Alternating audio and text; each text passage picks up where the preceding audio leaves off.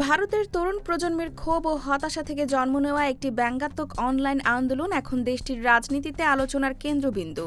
Cockroach জনতা party CJP বা তেলাপোকা party নামে পরিচিত এই কাল্পনিক সংগঠনটি মাত্র কয়েক সপ্তাহের মধ্যেই সোশ্যাল মিডিয়ায় কোটি কোটি অনুসারী অর্জন করেছে। ঘটনার সূত্রপাত একটি বিতর্কিত মন্তব্যকে ঘিরে। সুপ্রিম কোর্টের এক বিচারপতির বক্তব্যে বেকার তরুণদের তেলাপোকা বলে আখ্যা দেওয়া হয়েছে বলে অভিযোগ ওঠার পর সামাজিক যোগাযোগ মাধ্যমে ব্যাপক প্রতিক্রিয়া সৃষ্টি হয়। সেই ক্ষোভকে ব্যঙ্গাত্মক রাজনৈতিক আন্দোলনে রূপ দেন রাজনৈতিক যোগাযোগ কৌশলবিদ অভিজিৎ দীপকে।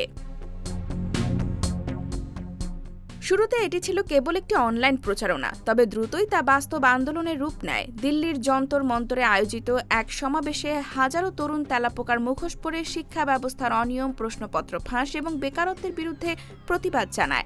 আন্দোলনকারীরা শিক্ষামন্ত্রীর পদত্যাগও দাবি করেন।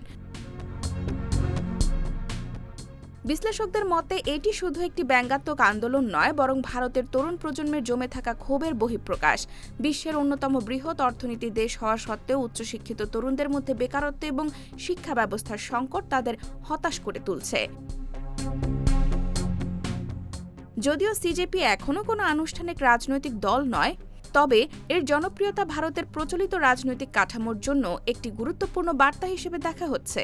IBTV USA, new York.